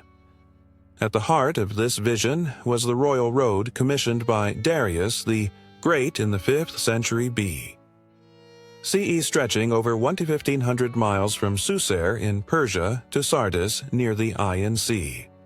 This highway connected the empire from east to west, enabling couriers, merchants, and military officers to traverse vast distances at unprecedented speed. Thanks to a system of relay stations with fresh horses and supplies, royal messengers could cover the entire route in just 7 to 9 days, a stunning achievement for the time.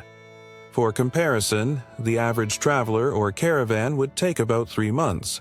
But the road wasn't just fast, it was secure. Patrols, fortifications, and outposts ensured safety for those who traveled under the king's banner. Travelers from across the empire, from Babylonian scribes to Greek diplomats, used the royal road not only to move goods, but to move ideas, rumors, and politics. In many ways, it became the empire's information superhighway. The Persian Empire's road system extended beyond the royal road, linking cities like Ekbatana, Persepolis, and Babylon, and stretching out toward Egypt, India, and Central Asia. Way stations called caravans offered rest and supplies for weary merchants and travelers. These structures would later become vital components of Islamic and Silk Road travel centuries down the line. More than just infrastructure, Persian roads symbolized the empire's desire to unite its many parts, not through force alone, but through connection. By standardizing coinage weights and languages used for official communication, the Persians made it easier for people to interact, trade, and participate in the imperial economy. In a world where most movement was slow and chaotic, Persia offered something revolutionary: order, structure, and a system designed for long distance and travel. In short, the Persians didn't just rule an empire, they engineered it. The Greeks weren't empire builders in the traditional sense. Not early on, at least. What they were, however, was incredibly curious. From Herodotus to Pythias, Greek travelers roamed the ancient world seeking knowledge, trade, and sometimes just pure wonder. Exploration for them wasn't always about conquest. It was a way to ask questions, collect stories, and map the unknown. One of the earliest and most fascinating explorers was Pythias of Massalia, modern Marseille, who, around 325 BCE, sailed beyond the known world through the Straits of Gibraltar up the Atlantic coast and allegedly all the way to a mysterious northern land he called Thumeni. Scholars believe he may have reached Iceland or Norway. He described strange phenomena, like the midnight sun and frozen seas, things Mediterranean readers thought were mythical. But Pythias wasn't a myth-maker, he was a scientist with a sailor's heart. Meanwhile, in the eastern Mediterranean, Greek merchants and philosophers traveled across Egypt, Persia, and India.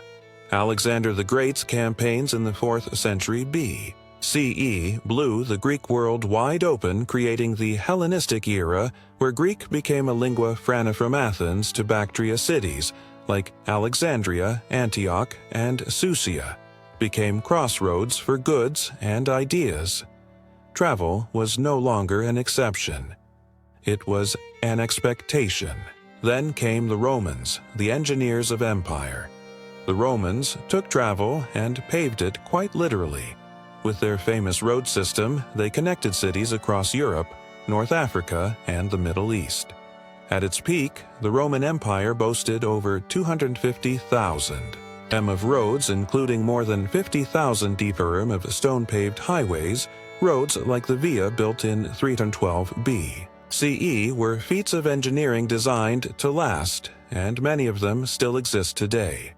Roman roads served the military, first enabling legions to move rapidly to crush rebellions, but they also enabled commerce, postal services, pilgrimages, and even tourism. Wealthy Romans visited Greek temples, Egyptian pyramids, and spa towns. In Gaul, guidebooks and travel anecdotes became popular reading. To the Romans, travel wasn't just practical, it was a statement. Roads proved the empire's reach.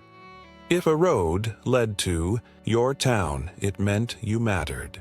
And with every mile laid in stone, Rome reshaped the ancient world's sense of distance and connection. While land routes like the Silk Road carried caravans through deserts and mountains, another network just as vast and ancient stretched across the waters of the Indian Ocean. These were the maritime silk routes connecting ports from East Africa to India, from the Arabian Peninsula to Southeast Asia. Long before the age of sailors were navigating monsoon winds, crossing enormous distances and turning the ocean into a global marketplace. The key to it all: monsoon winds, predictable seasonal currents that reverse direction each half of the year. Ancient mariners learned to time their journeys with the winds, heading east when they blew in from Africa and west when they reversed. With this knowledge, ships could reliably cross the open ocean, making voyages that once seemed impossible. Indian merchants sailed from Gujarat and the Tamil coast, exporting spices, textiles, gemstones, and ivory in return. They imported horses, incense, gold, and even exotic animals. Arab traders from ports like Aden and Oman carried goods to and from the Persian Gulf, while East African merchants in places like Raptor traded ivory. And tortoiseshell Chinese vessels, especially during the Han and later Tang dynasties, also ventured into the mix, exporting silk ceramics and lacquer.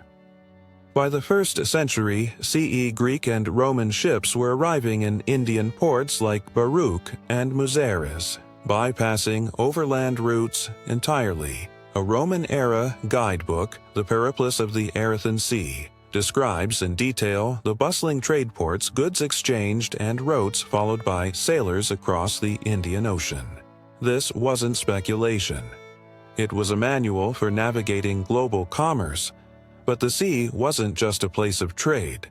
It was also a highway for ideas. Buddhism spread from India to Sri Lanka and Southeast Asia. Maritime routes, Islamic traders later carried their faith across the Indian Ocean, shaping entire coastal cultures in East Africa and the Malay world. Unlike the often militarized overland empires, the Indian Ocean trade network thrived on pluralism and cooperation. Ports became melting pots of language, religion, and cuisine. A Tamil merchant, a Swahili sailor, a Yemeni imam, and a Chinese diplomat could all do business in the same harbor. In this ancient sea, the tides didn't just carry ships, they carried civilizations, not all ancient. Travel was driven by trade war or empire. For millions, the most powerful reason to journey was faith. Sacred sites, holy rivers, and distant shrines drew pilgrims across continents, often at great personal cost, in search of healing, enlightenment, or divine favor. These were not mere vacations. They were spiritual tests, acts of devotion in motion. In ancient India, pilgrimage was central to Hindu and Buddhist life. People traveled to bathe in the sacred Ganges, visit shrines like Varanasi or Bodh Gaya, or climb high into the Himalayas to seek out mountain hermitages. These journeys, often long and perilous, were believed to wash away karma and bring one closer to liberation. Buddhist monks journeyed not just within India but beyond, spreading their faith along trade routes into Sri Lanka, Central Asia, China, and beyond. In Greece, pilgrims flocked to oracles like Delphi, where the priestess of Apollo spoke in riddles believed to reveal divine insight. Others visited healing sanctuaries like Epidaurus, where offerings and rituals were performed in hopes of curing ailments. These sacred journeys doubled as social and economic events, with vendors, entertainers, and civic ceremonies making pilgrimages. Community affairs. In the Roman Empire, religion was interwoven. With state identity, pilgrimages to temples and imperial cult centers were both acts of piety and political loyalty. Devotees might travel to the Temple of Asclepius for healing or make the trek to Jerusalem, then under Roman control as part of Jewish religious tradition, especially during festivals like Passover pilgrimage was also a cornerstone of Zoroastrian and Egyptian traditions. Ancient Persians traveled to fire temples while Egyptians made sacred journeys along the Nile to participate in temple festivals such as those at Abydos, believed to be the burial place of Osiris. These sacred travels often blurred the lines between spiritual and political space. Roads were maintained not just for armies or merchants, but for the faithful shrines emerged. Along trade routes and temples doubled as inns for pilgrims. As a result, pilgrimage helped knit together vast regions with shared belief systems and sacred geographies. Ultimately, these journeys were more than physical. To travel in devotion was to symbolically leave behind one's ego comforts and attachments and return transformed. The body moved across the land, but the soul journeyed far deeper. By the time the ancient world gave way to the medieval era, the foundations of global connectivity had already been laid not by emperors alone, but by the countless travelers who braved the unknown. Merchants, pilgrims, explorers, and scholars had woven together a vast web of routes overland and maritime, sacred and commercial, peaceful and perilous. What they left behind was not just footprints but a legacy of exchange of goods, ideas, faiths, and technologies that would shape civilizations for centuries. Travel changed everything. The spread of writing systems like the Phoenician alphabet helped standardize communication across borders. Religious movements, Buddhism, Christianity, Zoroastrianism, and later Islam all owe their global reach to the steady footsteps of wandering teachers and believers. Spices from India, flavored Roman feasts, Chinese, silk-adorned Parthian kings. African gold crossed the Red Sea and ended up in Persian treasuries. But travel also reshaped how people thought about the world. Ancient geographers like Erosions calculated the Earth's circumference with remarkable accuracy using little more than sun angles and logic. Strauss and Tommy mapped continents using second-hand reports and daring assumptions. Even inaccurate maps were steps towards something larger, a vision of a connected Earth where distant people were, no longer myth, but fellow humans on different roads. These roads, rivers, and sea lanes would eventually evolve into the great trade networks of the medieval and early modern worlds. The Silk Road would merge into Islamic caravan routes. Roman roads would be walked by Christian pilgrims. Indian Ocean sailing knowledge would be inherited by Arab, Chinese, and eventually European navigators. Perhaps most remarkably, the spirit of ancient travel. This urge to reach out beyond the known endures. The modern world may be powered by engines and GPS, but its heart still beats with the same curiosity that drove Phoenician sailors, Chinese caravanners, and Egyptian emissaries thousands of years ago. They didn't have passports, credit cards, or travel insurance. But They had boldness and vision, and an unshakable belief that the world beyond the mountains, the dunes, or the waves mattered, that what lay beyond the horizon was worth the risk, and because they believed that we inherited a world tied together not just by trade or conquest but by human movement itself, off.